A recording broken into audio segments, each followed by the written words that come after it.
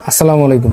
আজকে জানবো কারুনের ভয়াবহ পরিণতি। আল্লাহ তাআলা বলেন, অতঃপর আমি তাকে তার প্রাসাদ সহ মাটিতে ধসিয়ে দিলাম এবং তার সপক্ষে এমন কোনো দলিল ছিল না যে আল্লাহর শাস্তি থেকে তাকে সাহায্য করতে পারত, এবং সে নিজেও আত্মরক্ষায় সক্ষম ছিল না। সূরা কাসাস আয়াত 81।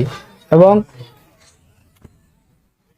কারুনের পরিচয় বাইবেল ও তালমুদে কারুনকে কোরহ বলে উল্লেখ করা হয়েছে। সে ছিল মুসা আলাইহিস সালামের চাচাতো ভাই। বাইবেলের যাত্রা পুস্তকে যে বংশ দ্বারা বর্ণনা করা হয়েছে তার দৃষ্টিতে বলা যায় মুসা ও কারুনের পিতা উভয়ই ছিল পরস্পর সহোদর ভাই। আব্দুল্লাহ ইবনে আব্বাস রাদিয়াল্লাহু তাআলা আনহুর মতে সে ছিল মুসা আলাইহিস সালামের চাচাতো ভাই। মুসা আলাইহিস সালাম বনী ইসরাইলের এই অঞ্চলের নেতৃত্ব দিতেন এবং কারুন অন্য অঞ্চলের নেতৃত্ব দিত। কারুনের ছিল অনেক জ্ঞান। পবিত্র কোরআনে সূরা কাসাস আয়াত ৭৮ বলা হয়েছে, তাকে যে ইলম দেওয়া হয়েছে তার দ্বারা অর্থনৈতিক কলাকৌশল তথা ব্যবসা বাণিজ্য, শিল্প ইত্যাদি হতে অর্থ উপার্জন করত। আতা রহমতুল্লাহ আলাইহি বলেন, কারুন নবী ইউসুফ আলাইহিস সালামের একটি বিরাট ভূগর্ভস্থ ধনভাণ্ডার লাভ করেছিল। কারুনের সম্পদের পরিমাণ। কারুনের সম্পদ ছিল অঢেল। পবিত্র কোরআনে বলা হয়েছে কারুন ছিল মুসার সম্প্রদায়ভুক্ত, কিন্তু সে তাদের প্রতি ঔদ্ধত্য প্রকাশ করেছিল। আমি তাকে দান করেছিলাম এমন ধনভাণ্ডার যার চাবিগুলো বহন করার জন্য একদল বলবান লোকের পক্ষ কষ্টসাধ্য ছিল। সূরা কাসাস আয়াত ৭৬। কারুনের আবাসভূমি। কোরআনে কারুন ও তার নিবাস বলতে কারুনের বসতভূমি শাসিত অঞ্চলের কথা বলা হয়েছে, কিন্তু ওই স্থান কোথায় যেখানে আল্লাহ কারুনকে তার সম্পদ সহ মাটিতে ধসিয়ে দিয়েছিলেন? কোন কোন তাফসীরকারক ঘটনাটিকে মুসা আলাইহিস সালাম ও বনী ইসরাইলের মিশর ত্যাগের পরবর্তী তিহি এলাকায় সংঘটিত হয়েছে বলে উল্লেখ করেছেন। কেউ কেউ ঘটনাটি ইরাকের নিনওয়া অঞ্চলে ঘটে থাকবে বলে মত প্রকাশ করেছেন। তবে কারুন সম্পর্কে পবিত্র কোরআনের বর্ণনা সামনে রাখলে মুসা আলাইহিস সালামের সঙ্গে তার মিশর ত্যাগের প্রশ্নে আসে না। কারুনের বিশ্বাসঘাতকতা। কারুন বনী ইসরাইলের অন্তর্ভুক্ত হওয়ার পরও ফিরআউনের সঙ্গে হাত মিলিয়েছিল এবং তাদের একজনে পরিণত হয়েছিল। ইরশাদ হয়েছে, আমি মুসাকে আমার নিদর্শনগুলো এবং সুস্পষ্ট যুক্তি সহকারে ফিরআউন, হামান ও কারুনের কাছে পাঠালাম, কিন্তু তারা বলল, এ তো একজন জাদুকর, ডাহা মিথ্যুক। সূরা মুমিন আয়াত ২৩-২৪। এ থেকে পরিষ্কার হয়ে যায় যে কারুন নিজ সম্প্রদায়ের বিরুদ্ধাচরণ করে এবং বনী ইসরাইলকে শিকড় সহ উপড়ে ফেলার প্রচেষ্টা চালিয়েছিল।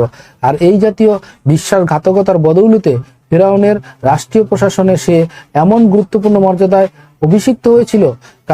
কারণ হ্রদ। মিশরের হাজুম শহরে বুহাইরা কারণ তথা কারণ হ্রদ নামে একটি স্থান রয়েছে। রাজধানী কায়রো থেকে দক্ষিণ পশ্চিম দিকে প্রায় ১২০ কিলোমিটার দূরে অবস্থিত।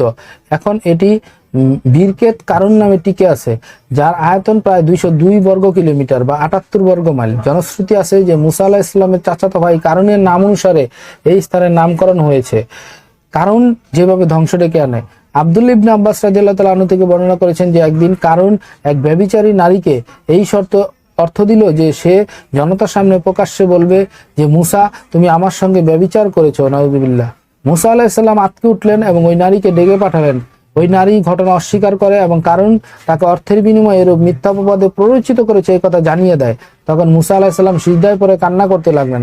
আল্লাহ মুসা আলাইহিস সালামের কাছে এই মর্মে ওহী প্রেরণ করলেন যে, তুমি ভূমিকে নির্দেশ মান্য করতে বলা হয়েছে। মুসা আলাইহিস সালাম বললেন, হে ভূমি, তাকে গ্রাস করো। এতে তার হাঁটু পর্যন্ত ধসে গেল। তিনি আবার বললেন, হে ভূমি, তাকে গ্রাস করো।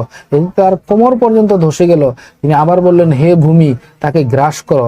এতে তার কোমর পর্যন্ত প্রথিত হয়ে গেল। এবার তিনি আবার বললেন, হে ভূমি, তাকে ধরো। তখন তার বুক পর্যন্ত দেবে গেল। সে বাঁচার জন্য সাহায্য কামনা করলো। মুসা আলাইহিস সালাম বললেন, হে প্রভু, হে ভূমি, তাকে ধরো। তারপর সে সম্পূর্ণরূপে তলিয়ে গেল। তাফসীর তাবারিতে এই ঘটনা আছে। কারুনের নিমজ্জিত প্রাসাদ। মিশরের আল ফায়ুম শহরে কারুন লেকের পারে কাসরু কারুন নামে একটি প্রসিদ্ধ বিধ্বস্ত প্রায় তলিয়ে যাওয়া প্রাসাদ আছে, যা দেখে একজন পরিব্রাজকের হৃদয়ে আল্লাহর ওই বাণী গুঞ্জরিত হবে যে, কত জনপদকে আমি ধ্বংস করেছি যার অধিবাসীরা নিজেদের ভোগ সম্পদের জন্য গর্বিত ছিল। এগুলোই তো তাদের আবাস নিবাস। তাদের পর এগুলোতে লোকজন সামান্যই বসবাস করেছে, আর আমি চূড়ান্ত মালিকানার অধিকারী। বাস্তবে সামান্য সংখ্যক বাসগৃহ ছাড়া এসব ধ্বংসপ্রাপ্ত জনপদগুলোর কোনো বাসগৃহ পুনরায় পুরোপুরি আর আবাদ হয়নি, এবং তারা পেছনে রেখে গিয়েছিল বহু উদ্যান, প্রস্রবণ ও কত শস্যক্ষেত, সুরম্য প্রাসাদ, কত বিলাস সামগ্রী, যাতে তারা আনন্দিত ছিল। সূরা দুখান আয়াত 25-27। নবী ইসুফ আলাহিসাল্লামের স্মৃতি বিজড়িত এইসব স্থান, বনী ইসরাইলের কাছে দাওয়াতি কাজে নবী মুসা আলাহিসাল্লাম এখানে এসেছিলেন। কোরআন ও সিরাতের প্রখ্যাত ভাষ্যকার আবুল কাসিম আল সুহাইলিস লিখেছেন যে ওই আয়াতের সুরম্য প্রাসাদ মিশরের আইয়ুব নগরীর প্রাসাদ। এই ব্যাপারে আল্লাহ তাআলাই সবচেয়ে ভালো জানেন যে ওটা কি কারণের প্রাসাদ নাকি অন্য কারো প্রাসাদ। তো কারণ দান খয়রাত করতো না, মুসা আলাহিসাল্লামের সাথে শত্রুতা করত, তার নামে মিথ্যা অপবাদ দিয়েছিল।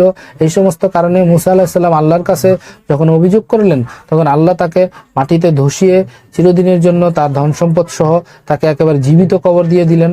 আর এ থেকে আমাদেরকে অনেক কিছু শিক্ষণীয় আছে। আল্লাহ তাআলা আমাদেরকে সঠিক শিক্ষা গ্রহণ করার তৌফিক দান করুন। আসসালামু আলাইকুম ওয়া রাহমাতুল্লাহি ওয়া বারাকাতুহু।